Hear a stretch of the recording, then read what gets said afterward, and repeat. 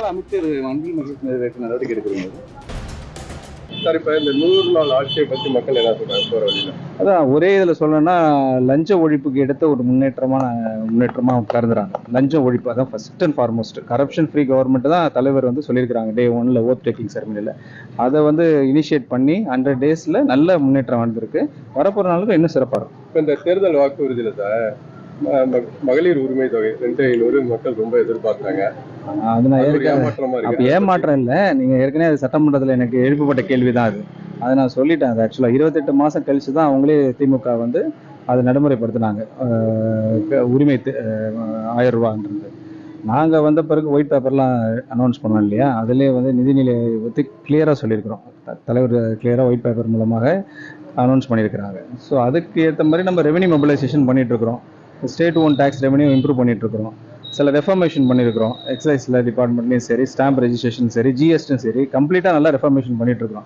எங்களுக்கு கான்ஃபிடண்ட்டாக இருக்குது வரப்போகிற நாட்களில் இந்த ரெவென்யூ மொபிலைசேஷன் மூலமாக கூடிய விரைவில் ஆட்டோமேட்டிக்காக அது நல்ல ரெவென்யூ நல்லா வர ஆரம்பித்த பிறகு தலைவரை டிசைட் பண்ணுவாங்க. சார் இப்போ அதான் அங்கே கேட்டது தான், இப்போ லஞ்சம் கொடுப்பது தவறுன்னு சொல்லி தான் தாவேக்காவோட கொள்கையாக இருக்கு. ஆமாம், ஆனால் நீங்கள் சட்டசபையிலே இல்லை அப்படி இல்லை நீங்கள் பதவி விலகணுங்கிற அதை பற்றி உங்க கருத்து? அவர் வந்து புரிஞ்சு பேசுகிறாரா எனக்கு தெரியல.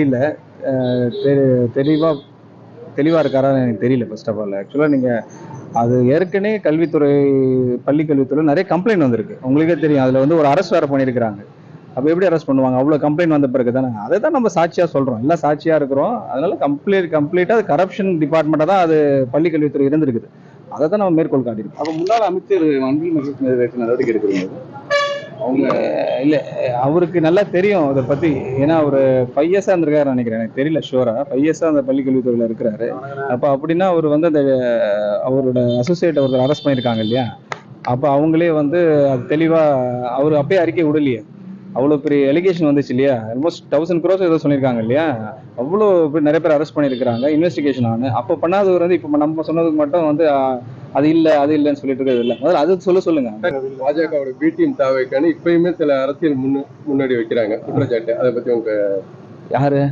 இல்ல இப்ப அரசியல்ல யாரை வைக்கமே அமித்ஷாவை முதலமைச்சர் சந்திச்சார்ல சார், இதெல்லாம் ரொம்ப ஃபன்னியா இருக்கு. அப்படிலாம் கிடையாது. மக்கள் எல்லாம் தெளிவா இருக்கிறாங்க. நம்ம தான் ஒரு நெரேட்டிவ் செட் பண்ணி 2029 பிரதமர் வேட்பாளருங்கிறாங்க. அதை பத்தி ஒரு கருத்து?